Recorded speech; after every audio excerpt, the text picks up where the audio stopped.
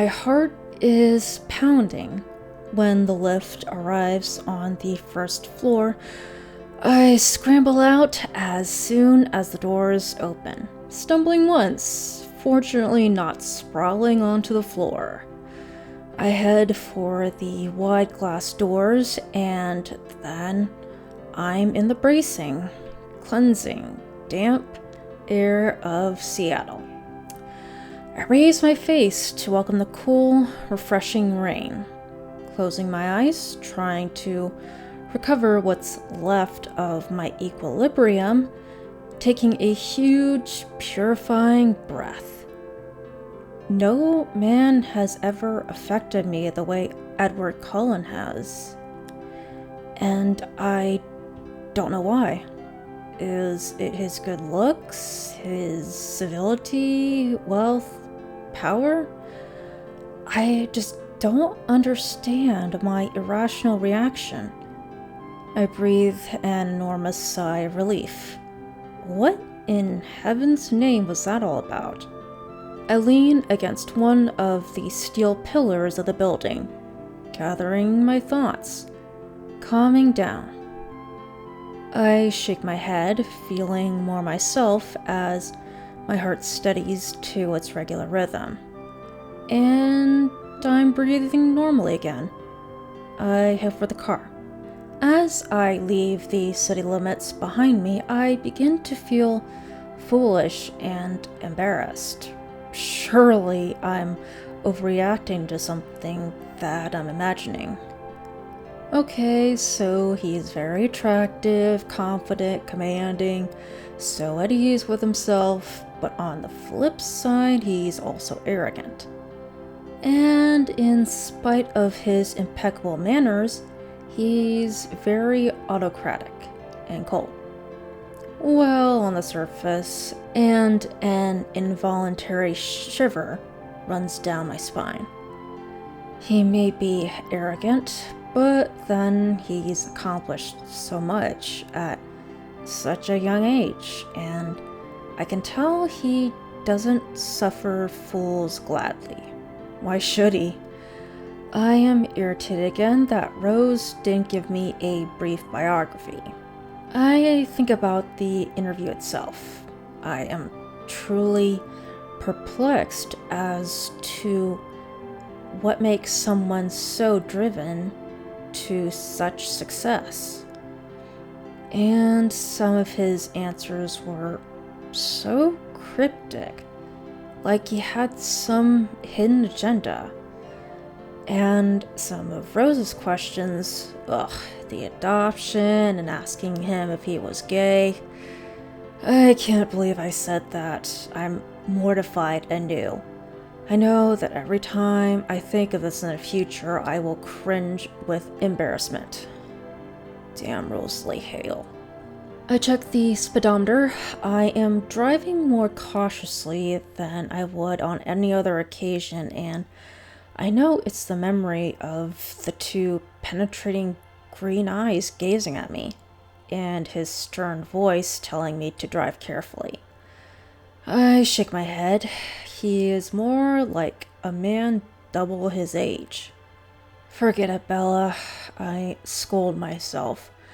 I decide that all in all, it's been a very interesting experience, but that I shouldn't dwell on it.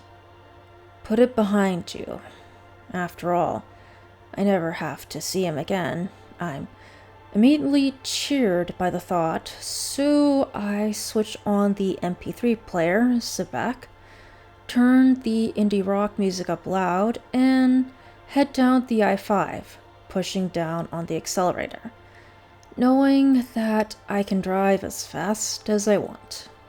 As I park outside our apartment, I know Rose is going to want a blow-by-blow account, and she can be tenacious. Well, at least she has the mini disc. Hopefully I won't have to elaborate much beyond that. We live in a gated community of lovely duplex apartments. I'm lucky. Rose's parents have brought it for her, and I help with the rent. It's been home for the last 4 years. Bella, you're back.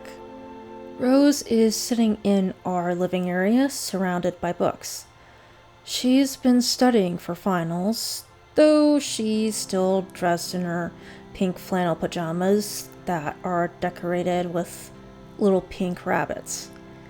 These PJs she reserves for the aftermath of breaking up with boyfriends, illnesses, and general mood depression. She bounds up to me and hugs me hard. I was beginning to worry. I expect to be back sooner. Sorry, the interview went on longer than anticipated. I hand her the mini disc. Ella, thanks so much for doing this. I owe you, I know. How was it? What was he like? Oh no, here we go. The Rosalie Hale Inquisition. I struggled to answer her question. I'm glad it's over and I don't have to see him again. He was rather intimidating. You know, he's very focused, intense, even, and young. Really young. She gazes innocently at me. Yes, Rose, why didn't you give me a biography? He made me feel such an idiot for not doing any basic research. I frowned at her. Mostly he was courteous, formal, slightly stuffy, like he's old before his time. He doesn't talk like a 20-something man. How old is he anyway? He's 27. Gee, Belle, I'm sorry. I didn't think... let me have mini disc and I'll get onto it. You look better. Did you eat your soup? Yes, I did, and it was delicious as usual. I'm feeling better. She smiles at me in gratitude. Anyway, I have to run. I can still make my shift at Newton's. Bella, you'll be exhausted. I'm fine. I'll see you later. Since I started at WSU, I have worked at Newton's. It is the largest camping warehouse in the Portland area. So, over the 4 years I've lived here, I've come to know a bit about camping. Though I've never been keen myself. I'm much more of a curl up with a book in a comfy chair in front of a fire kind of girl. I am glad I make my shift. It gives me something to focus on that isn't Edward Cullen. We're busy. It's the start of the summer season, and we have the first wave of tourists to attend to. Mrs. Newton is pleased to see me. Bella, I thought you weren't gonna make it today. My appointment didn't take as long as predicted. I can do a couple hours. Well, I'm pleased to see you. It's busy. She sends me out to the stockroom to start restocking shelves, and I'm soon absorbed in the task. Rosalie is busy typing on her laptop wearing headphones when I return at 8:30. Her nose is still pink, but she has her teeth into a story, so she's off, typing furiously. I'm thoroughly drained and I slump onto the couch, thinking of the essay I have to finish and all the revision I had hoped to do today. You've got some good stuff here, Bella. Well done. I can't believe you didn't take him up on his offer to show you around. He obviously wanted to spend more time with you. She gives me a fleeting, quizzical look. I flush and my heart rate inexplicably increases. That wasn't the reason, surely? He just wanted to show me around so that I could see that he was lord of all he surveyed. I realize I am biting my lip and hope that Rose doesn't notice. She seems absorbed in her transcription. I hear what you mean about formal. Did you take any notes? She asks. No, I didn't. That's fine. I can make a good article with this. Shame I don't have some original photos. He's a good-looking son of a bitch, isn't he? I flush. Yeah, I suppose so. Oh, come on, Bella. Even you can't be immune to his looks. She arches a perfect eyebrow at me. I decide to distract her with flattery. Always a good ploy. You probably would have got a lot more out of him. I think you did pretty good, Bells. Come on, he practically offered you a job. Given that I foisted this on you at the last minute, you did really well. She glances up at me speculatively, and I quickly escape from the couch into the kitchen to make myself a sandwich. Insert incel cliche here. So, what did you really think of him? She's so inquisitive. Why can't she just let this go?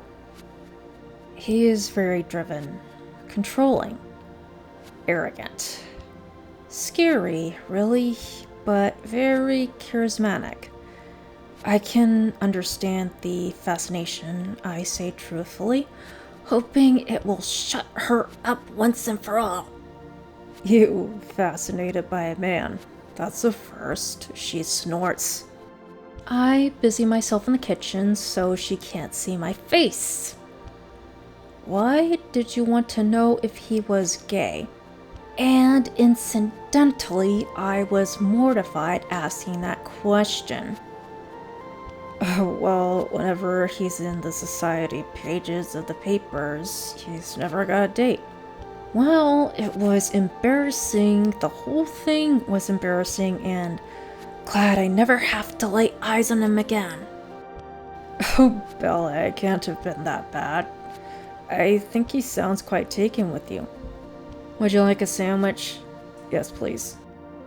We talk no more of Edward Cullen, thank heavens, and I'm able to sit at the dining table with Rose and finish my essay on tests of the I'm gonna have a lot of trouble saying this. D'Urberville. Fuck my pronunciation. Damn, but that woman was in the wrong place at the wrong time in the wrong century. By the time I've finished, it's midnight.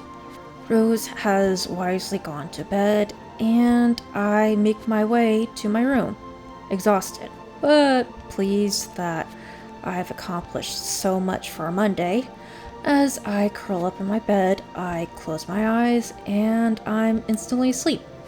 That night, I dream of green eyes, dark places, and bleak, white, cold floors.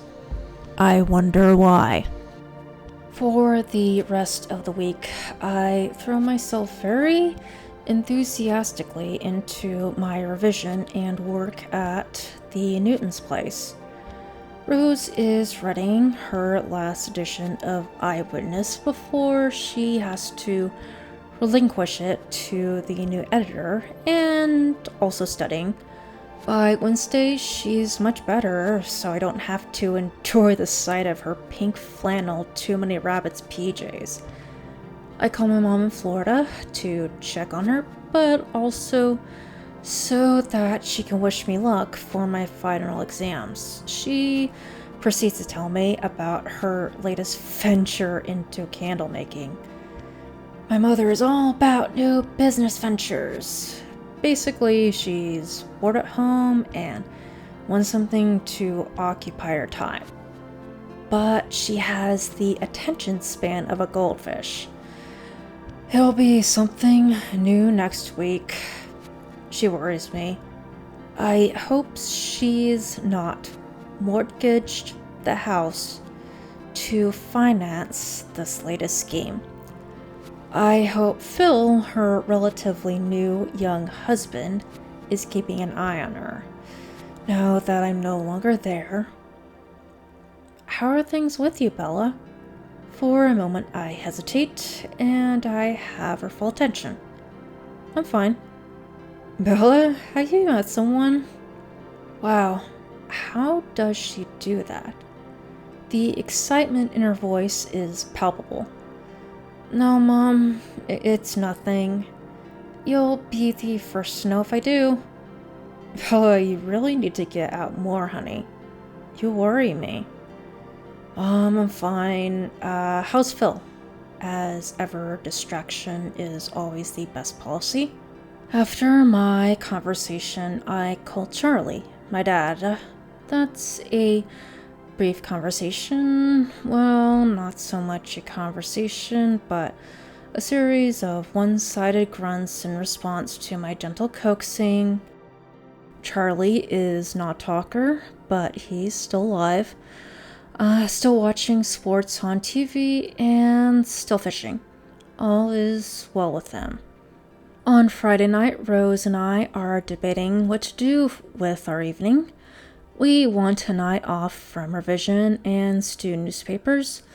The doorbell rings. Standing at our door is my good friend Jake with a bottle of champagne.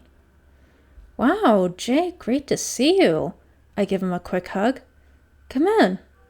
I've known Jake for years. We've grown up together, but only for 2 weeks at a time every summer since I was 2 years old. His dad and Charlie are the best of buddies. Charlie dealing with the aftermath of his divorce, Jake's dad a widower. We've made mud pies, scraped our knees, and fought evil together as kids. Jake always brought out the tomboy in me. I love him dearly, but as a friend. I am so proud of him. He is the first in his family to go to university, and he's studying engineering. He's so bright, but his real passion is photography. He has a real eye for a great picture. I have news. He grins, a big white-toothed smile at me, his dark eyes twinkling. And don't tell me you've managed not to get kicked out for another week. And he scowls playfully at me. The Portland Gallery is going to exhibit my photos from next month.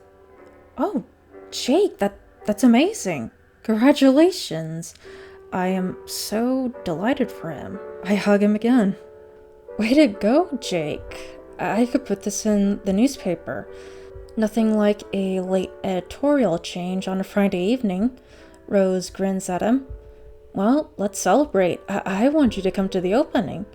Jake looks intently at me. I flush. Both of you, of course, he adds.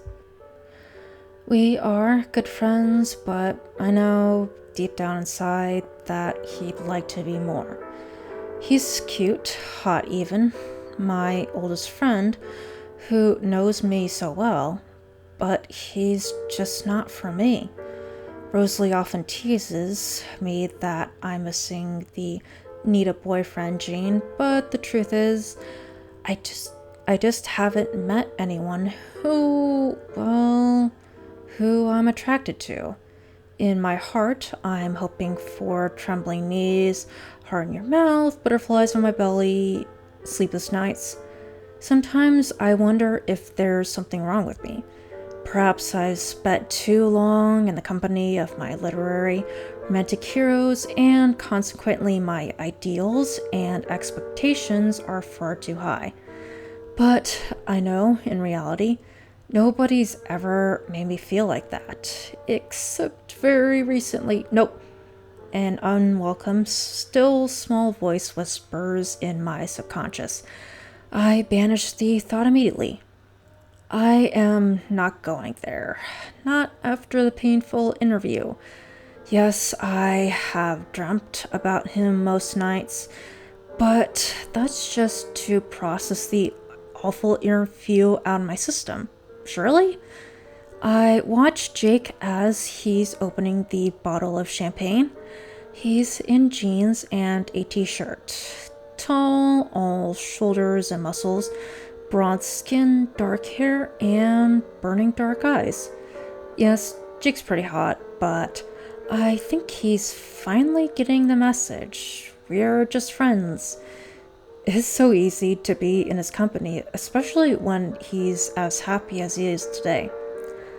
Saturday at the store is a nightmare. We are besieged with tourists, Mr. and Mrs. Newton, and the two other part timers are rushed off our feet. There's a lull at lunchtime, and Mrs. Newton asks me to check on some orders whilst I'm sitting behind the counter at the till. I'm engrossed in the task, checking catalog numbers against the items we need and what's been ordered. The Newtons haven't yet caught up with technology, so they still run a paper ordering system. The shop is quiet for the first time all day, and I can give the task my full attention. Then, for some reason, I glance up and find myself locked into the bold green gaze of Edward Cullen, who's standing at the counter, staring at me intently.